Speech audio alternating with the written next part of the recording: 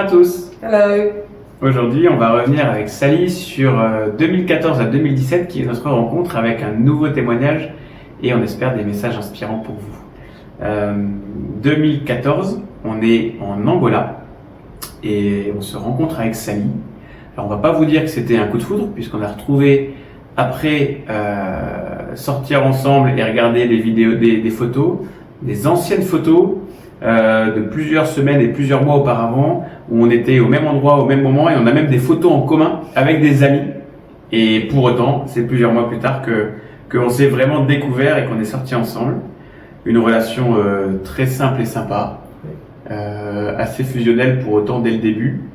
Et malgré ça, les mois passant, les semaines passant, les mois passant, à peu près après 3 mois, c'est la mémoire que j'en ai, même si j'ai pas des grands souvenirs de ça. Je me rappelle m'éloigner, être de plus en plus froid, de plus en plus distant.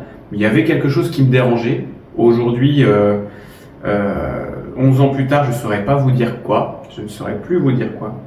Mais voilà, le fait étant que, avec les semaines, je m'éloigne doucement, jusqu'au jour où Sally me dit, bah écoute, stop, je te sens pas impliqué dans la relation, donc c'est fini.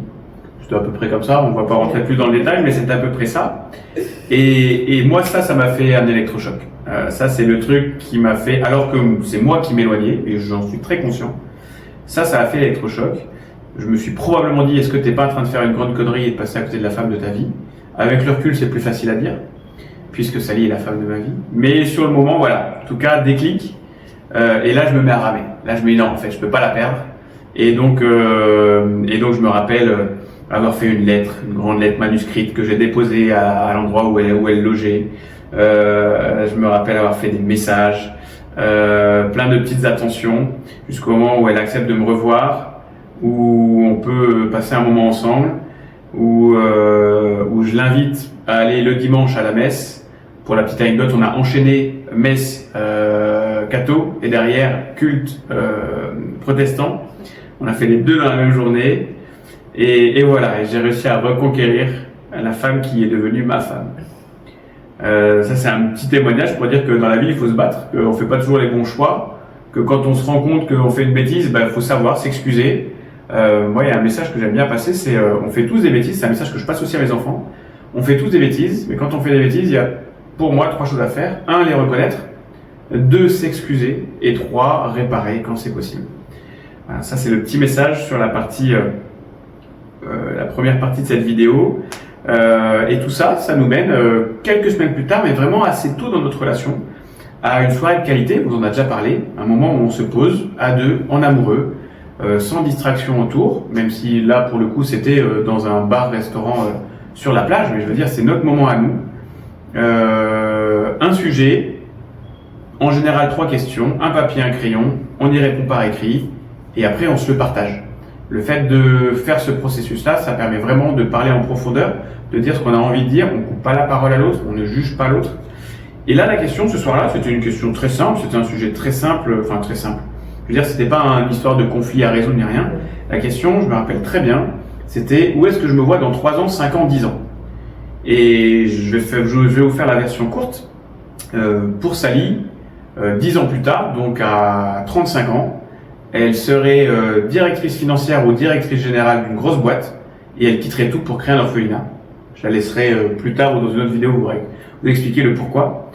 Et moi, c'était beaucoup plus vague, mais très aligné. C'était, je continue de faire de l'expatriation pour gagner plus d'argent que si j'étais en France, jusqu'à ce que j'en ai marre. Et quand j'en ai marre, j'arrête pour faire du social ou de l'humanitaire.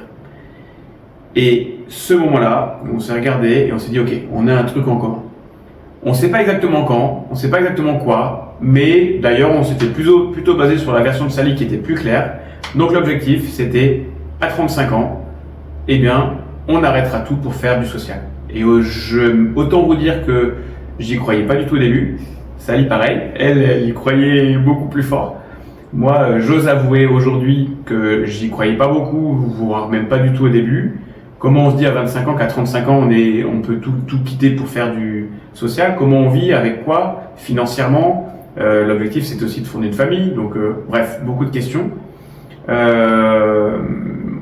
Et à la fin de l'histoire, vous verrez que 2017, un événement a fait que je me suis encore plus dit qu'il y avait des chances que cette histoire-là, ça marche pas. Mais en tout cas, on a fondé les bases de ce qui allait devenir, de ce qui devenait notre projet de vie en commun et le projet de notre famille. Cette idée vraiment de se dire, voilà, on bosse dur jusqu'à nos 35 ans pour après faire du social. Et pour ajouter à cela, au fond, une chose qui, je pense, a vraiment renforcé notre relation, c'est vraiment le fait que Jérémy ait travaillé dur pour réparer cette relation brisée. Parce qu'il aurait aussi pu tout simplement abandonner, mais il s'est vraiment battu pour cet amour. Et je pense que c'était crucial pour moi parce que je me disais que quelqu'un qui se bat vraiment pour cet amour mérite vraiment qu'on le garde précieusement. Et ça a été l'une des décisions les plus incroyables que j'ai jamais prises dans ma vie. Je me souviens qu'après notre rencontre en octobre et puis en janvier, j'ai dû retourner en Afrique du Sud, là où se trouvait mon contrat principal. Alors j'ai demandé à mon patron de l'époque, j'ai dit « Oh, je viens de rencontrer ce gars qui pourrait vraiment être l'amour de ma vie. C'est ma moitié, mon âme sœur. Donc j'aimerais vraiment pouvoir poursuivre cette relation. » Et mon patron a dit « D'accord, en fait on a encore besoin de toi en Angola. Donc si tu veux vraiment rester là-bas, tant que tu peux atteindre les objectifs de l'entreprise, alors on est ravis de te laisser rester. » Au fond, le message ici est qu'il ne faut pas se limiter. Il faut s'ouvrir, que ce soit dans le secteur professionnel, personnel ou social, peu importe. Quand on croit en quelque chose et qu'on l'aime, on doit s'ouvrir car, par le fait d'être franche avec mon manager, j'ai pu rester là-bas 1 année de plus. Et c'était une expérience incroyable avec Jérémy. Malgré ce moment difficile, ma présence a vraiment suffi pour qu'on puisse reconstruire et réparer notre relation. Je tiens donc à remercier Otmar, qui était mon manager à l'époque, qui a vraiment cru en moi et m'a donné cette opportunité, et cela a permis de consolider ma relation avec Jérémy. Et puis, vers la fin de l'année 2015, j'ai eu l'occasion de rencontrer aussi toute la famille de Jérémy, ce qui était vraiment charmant. On entrera plus en détail sur la rencontre avec la famille dans une autre vidéo, mais c'était un moment vraiment génial de pratiquer mon français à l'époque. Oui. Et moi, je suis d'autant plus content que Sally ait pu rencontrer ma famille, en particulier mon papa, fin 2015, puisqu'en août 2016, mon père a des douleurs de dos qui s'avèrent être un cancer bien avancé. À ce moment-là, je me rappelle très bien dire à ma mère, écoute, là je suis en Angola, mais s'il faut que je rentre, tu me le dis. S'il faut que je rentre maintenant, tu me le dis. Et si c'est pas maintenant, la moindre chose, tu m'appelles et je reviens. Et je me rappelle de ce triste jour où ma mère m'appelle. J'étais sur la route pour aller déjeuner le midi. Et ma mère me dit, Jérémy, il faut que tu rentres. Et donc je fais mes bagages et le soir même ou le lendemain, je rentre en France. J'ai la chance de voir mon papa à l'hôpital qui est dans un état second, mais qui arrive à me dire 2 choses. La première, c'est ça fait longtemps. Et la deuxième, c'est je t'aime. Et c'est voilà, les dernières choses que mon père m'aura dit. Après, il était vraiment dans un état second qui n'aura pas permis d'avoir d'échange avec lui.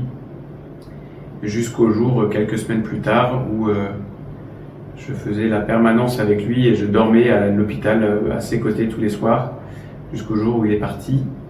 Et voilà.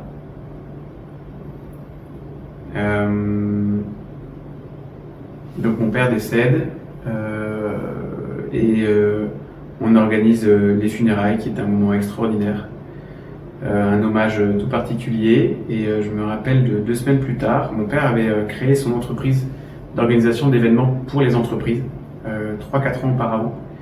Et donc 2 semaines après l'enterrement vient la question concrète de qu'est-ce qu'on fait de l'entreprise? Est-ce qu'on la revend? Est-ce que quelqu'un veut la reprendre? On s'était déjà posé la question en amont avec mes frères et sœurs, personne ne voulait la reprendre. Et donc voilà, en fait, on allait tout simplement céder l'entreprise. Et 2 semaines après l'enterrement, il y a une petite bougie. J'aime bien rallier ça à l'image des bougies magiques, des gâteaux d'anniversaire, celles qu'on souffle et qui se rallument derrière. Pourquoi je dis ça? Parce que 3 jours de suite, la même idée, la même question qui disait très précisément pourquoi pas toi. Et donc j'ai 3 jours de suite la même question qui me revient en tête, pourquoi est-ce que je ne reprendrais pas moi l'entreprise?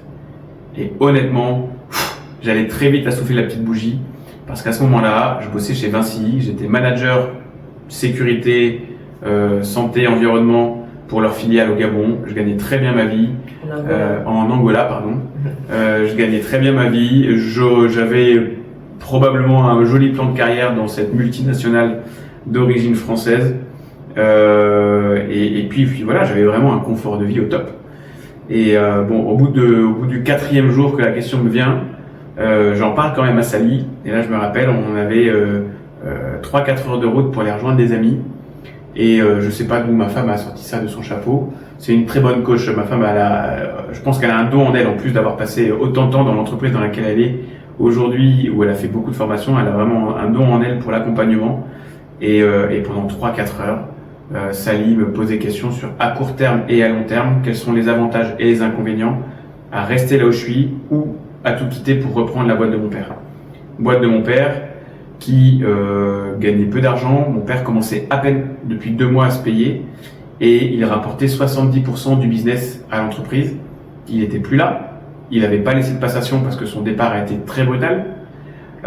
Et potentiellement, la deuxième personne qui a ramené 30% du business pouvait quitter l'entreprise à ma reprise. Et malgré tout ça, malgré le fait que j'ai jamais bossé en France, que j'ai jamais géré d'entreprise, que je n'ai jamais fait d'événementiel, je prends la décision qu'on peut qualifier de folle, comme celle qu'on vient de prendre pour partir en Asie, comme celle qu'on a prise quand on a décidé de quitter la France pour venir au Gabon.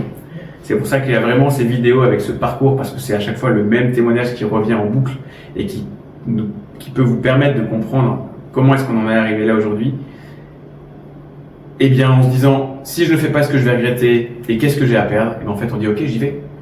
Et le bénéfice-risque de le regret que je pourrais avoir, ce que j'ai à perdre, et ben en fait, il n'y a pas photo. Moi, je me rappelle très bien à la fin de cette discussion avec Sally, elle me répète en 1 minute tout ce que je lui ai dit. Elle me dit alors, tu fais quoi?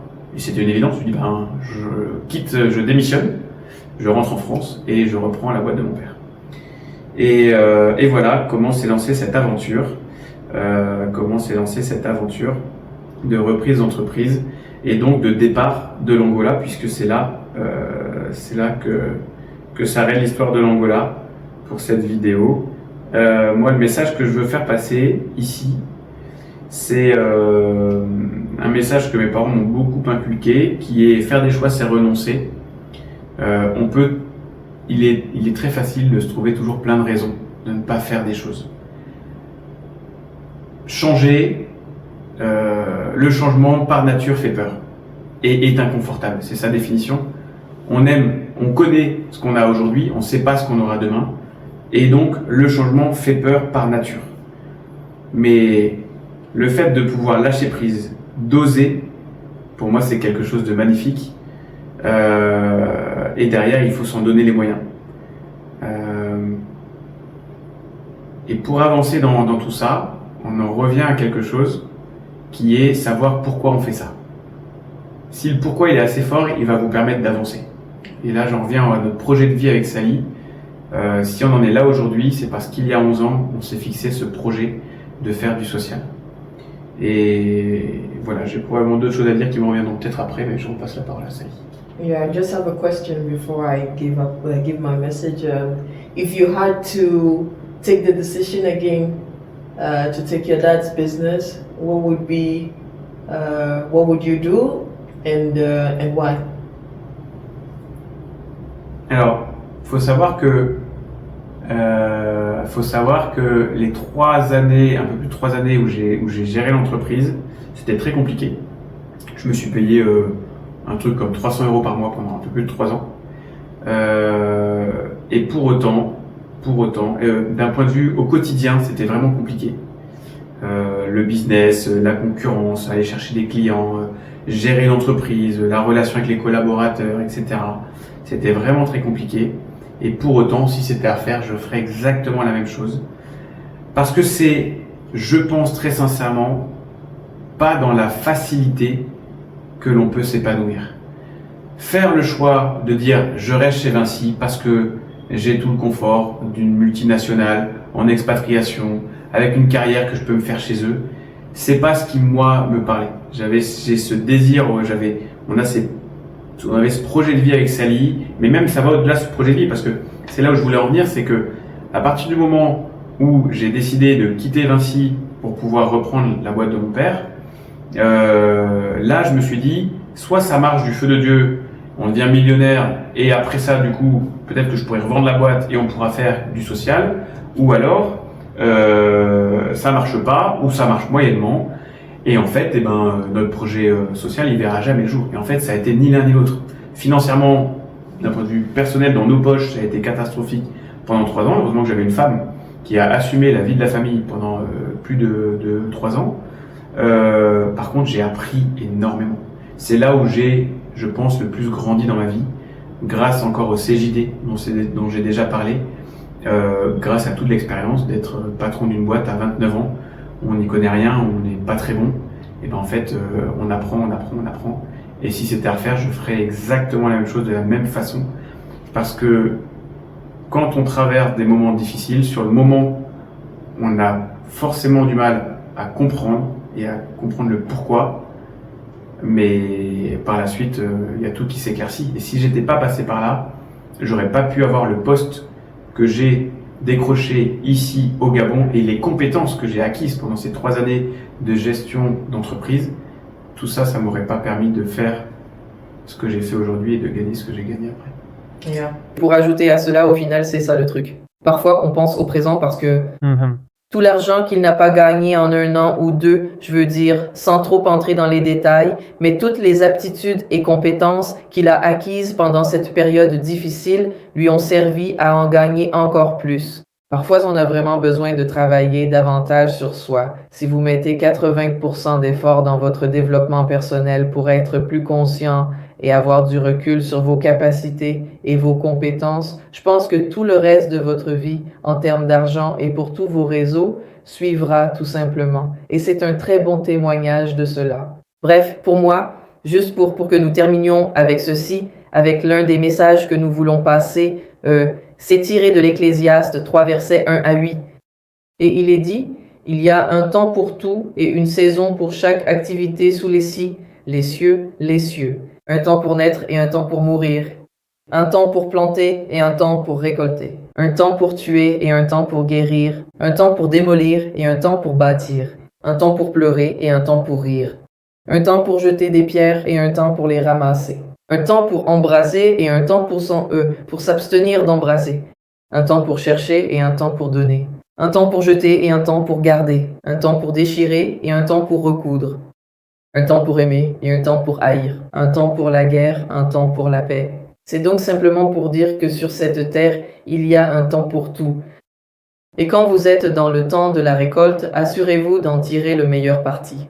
Apprenez, progressez et faites des sacrifices quand le moment est venu, car vous en récolterez pleinement les fruits plus tard. Entre 2014 et 2017, nous avons traversé tellement de saisons différentes, rupture, réconciliation, apprentissage, et nous avons même quitté nos emplois. Nous sommes devenus entrepreneurs et tout un tas d'expériences différentes, mais cela a été très riche. Et encore une fois, merci à Toby, qui était mon manager et qui a soutenu mon déménagement de l'Afrique du Sud vers le Royaume-Uni.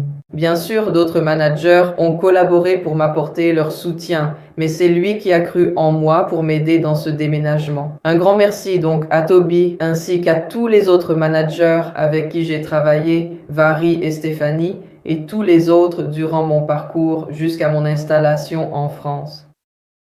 Merci. Salut à vous. Au revoir.